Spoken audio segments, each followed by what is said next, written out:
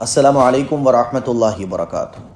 رمضان کا آخری عشرہ شروع ہو چکا ہے، یعنی بالکل آخر کے 10 دن شروع ہو چکے ہیں۔ رمضان کا آخری عشرہ یہ بہت قیمتی ہے۔ ویسے تو پورا رمضان کا مہینہ ہی برکتوں اور رحمتوں اور مغفرتوں والا ہے، لیکن رمضان کے آخر کے جو 10 دن ہیں یہ بہت زیادہ فضیلت والے ہیں۔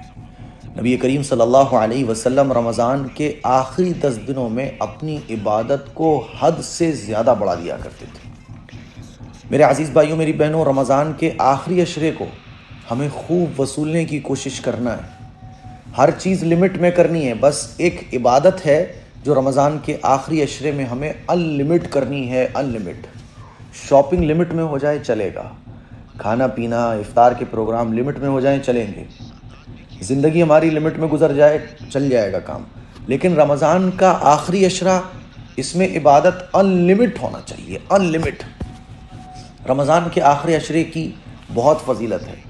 اللہ کے نبی صلی اللہ علیہ وسلم کے بارے میں آتا ہے کہ حضور رمضان کے پورے مہینے میں ہی عبادت بہت کیا کرتے تھے، لیکن رمضان کے آخری عشرے کی جو عبادتیں ہیں نبی کریم صلی اللہ علیہ وسلم کی، وہ پچھلے 20 دنوں سے کہیں زیادہ ہوا کرتی تھی۔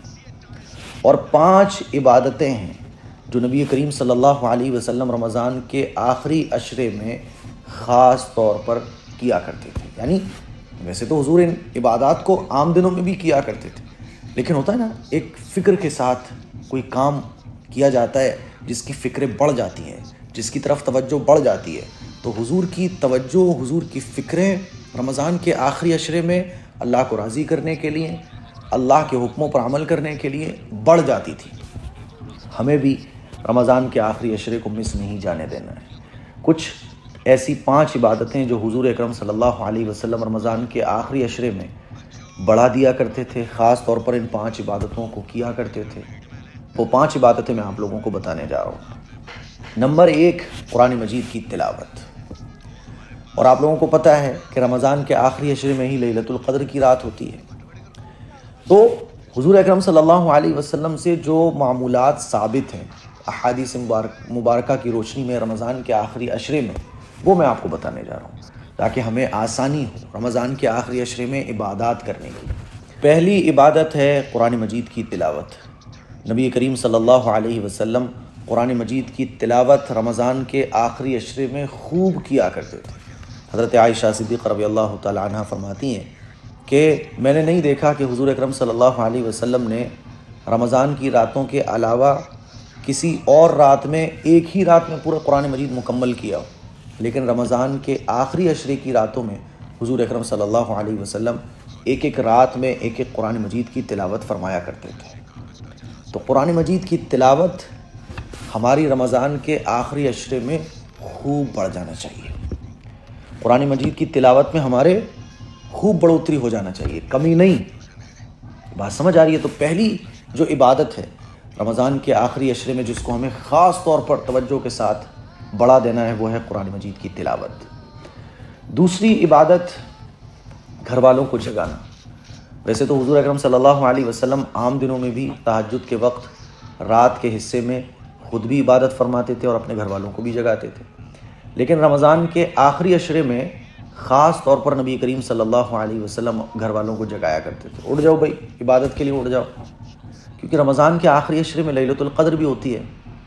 لیلۃ القدر کیسی عظیم الشان رات!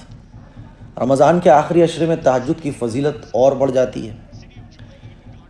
تو حضور اکرم صلی اللہ علیہ وسلم گھر والوں کو بھی جگایا کرتے تھے۔ ہمیں بھی یہ کوشش کرنا چاہیے کہ ہم خود بھی عبادت کے لیے اٹھیں رمضان کے آخری عشرے میں، اور اپنے گھر والوں کو بھی جگائیں۔ تیسری اہم اور عظیم الشان عبادت ہے اعتکاف۔ نبی کریم صلی اللہ علیہ وسلم اعتکاف فرماتے تھے۔ بعض دفعہ حضور نے شروع کے 10 دنوں کا اعتکاف کیا، پھر حضرت جبرائیل علیہ السلام نے بتایا کہ آپ جس رات کو تلاش کرنے کے لیے اعتکاف کر رہے ہیں وہ آگے ہے، تو حضور نے بیچ کے 10 دنوں کا اعتکاف کیا۔ پھر حضرت جبرائیل علیہ السلام نے بتایا کہ وہ رات جس کو آپ تلاش کر رہے ہیں وہ اور آگے ہے، تو حضور نے صحابہ سے فرمایا کہ رمضان کے آخری عشرے کا اعتکاف کرو۔ لیلۃ القدر کو اللہ تعالیٰ نے رمضان کے آخری عشرے کی طاق راتوں میں چھپا دیا ہے۔ 21، 23، 25، 27، 29، ان 5 راتوں میں کوئی ایک رات لیلۃ القدر کی ہوتی ہے۔ لیکن افسوس کی بات ہے کہ ہم مسلمانوں کی بڑی تعداد شب برات میں تو جاگتے ہیں لیکن لیلۃ القدر میں سو رہے ہوتے ہیں، حالانکہ لیلۃ القدر کی فضیلت شب برات کے مقابلے میں ایسے ہے جیسے آسمان اور زمین، جیسے فرض نماز اور نفل نماز۔ اسی لیے لیلۃ القدر کی راتوں میں ہم اور آپ جاگنے کی ضرور کوشش کریں۔ تو تیسری عبادت ہے اعتکاف۔ مرد حضرات مسجد میں اعتکاف کرتے ہیں، خواتین اپنے گھروں میں اعتکاف کر سکتی ہیں۔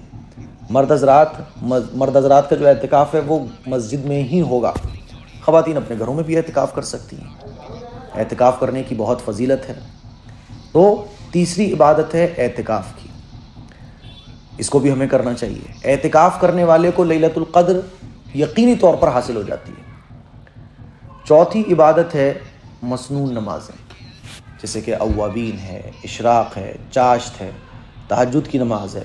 یہ نمازیں ویسے تو ہمارے پورے رمضان میں نہیں چھوٹنا چاہیے، لیکن رمضان کے آخری عشرے میں خاص طور پر ہماری یہ نمازیں نہیں چھوٹنا چاہیے، اس کی ہمیں فکر اور اس کی پابندی کرنا ہے۔ پانچویں عبادت ہے دعا۔ رمضان کے آخری عشرے میں دعاؤں کا خاص اہتمام کیا جائے۔ نبی کریم صلی اللہ علیہ وسلم دعائیں اتنی مانگا کرتے تھے کہ آپ کی داڑھی مبارک آنسوؤں سے تر ہو جاتی تھی۔ سوچئے ذرا کہ جب تمام پیغمبروں کے سردار کا یہ حال ہے تو ہم جیسے گنہگار امتیوں کا کیا حال ہونا چاہیے۔ کبھی ایسا ہوا ہے کہ ہم اللہ کے سامنے دعا مانگ رہے ہوں تو ہمارے آنسو گر کر داڑھی تک آئی گئے ہو؟ تر ہونا تو بہت دور کی بات ہے۔ موبائل کھو جائے تو آنسو آ جاتے ہیں، 1000 روپے کا نقصان ہو جائے تو آنسو آ جاتے ہیں، بیوی بچوں کے ساتھ آنسو آ جاتے ہیں، خوشی میں آنسو آ جاتے ہیں، لیکن اللہ کے سامنے ہمارے آنسو نہیں نکلتے۔ ان آنسوؤں کو نکالنے کی کوشش کی جائے اور دعاؤں کا خاص اہتمام کیا جائے۔ ایک تو ہوتا ہے کہ ہم افطار کے وقت دعا کرنے بیٹھ گئے، 5 وقت کی نماز پڑھنے کے بعد دعا مانگ رہے ہوتے ہیں۔ ایک وقت رمضان کے آخری عشرے میں خاص طور پر دعا کے لیے بنایا جائے، 10 منٹ کم سے کم دعا کے لیے رمضان کے آخری عشرے میں، کوئی بھی ایک ٹائم 24 گھنٹے میں جب آپ کو سہولت ہو، ایک ٹائم دعا کے لیے خاص بنایا جائے کہ بس مجھے اب ان 10 منٹ میں 15 منٹ میں دعا ہی مانگنا ہے۔ ادعوا ربکم تضرعا وخفیا، اللہ فرماتا ہے کہ تم اپنے رب کو پکارو گڑ گڑا کر اور چپکے چپکے۔ دعاؤں کا خاص اہتمام رمضان کے آخری عشرے میں کیا جائے۔ تو یہ 5 عبادتیں ہیں جو رمضان کے آخری عشرے میں ہمیں خاص طور پر کرنا ہے۔ نمبر 1 قرآن مجید کی خوب تلاوت۔ نمبر 2 اپنے گھر والوں کو بھی جگائیے، کوشش کیجئے کہ آپ کے بچے بھی تہجد کے وقت میں اور رمضان کے آخری عشرے کی خاص طور پر طاق راتوں میں جا کر عبادت کریں۔ جو 5 راتیں ہیں لیلۃ القدر کی، ان 5 راتوں میں تو کم از کم ہماری پوری فیملی جاگ کر عبادت کر رہی ہو، بچوں کو بھی جگا دیں آپ۔ تیسرا اعتکاف، اعتکاف بڑی عظیم الشان عبادت ہے۔ چوتھا مسنون نمازیں، اوابین، اشراق، چاشت، یہ نمازیں بھی ہماری چھوٹنا نہیں چاہیے کیونکہ ان کا ثواب بہت زیادہ ہے۔ نمبر 5 دعا، دعاؤں کا خاص اہتمام۔ بات سمجھ آ رہی ہے؟ تو رمضان کے آخری عشرے میں ان 5 عبادتوں کو کرنے کی کوشش کریں۔ اب اعتکاف جو لوگ نہیں کر سکتے تو کوئی بات نہیں بھیا، باقی کی جو 4 عبادتیں وہ کر لو آپ۔ اس کے علاوہ جو ذکر و اذکار وغیرہ یہ تو پھر انلمٹ ہونا چاہیے۔ مجھے امید ہے کہ آپ کو پتہ چل گیا ہوگا کہ رمضان کے آخری عشرے میں ہمیں کون کون سی عبادتیں خاص طور پر کرنی ہیں۔ اس کلپ کو شیئر کریں، دوسروں تک پہنچائیں۔ السلام علیکم ورحمۃ اللہ وبرکاتہ۔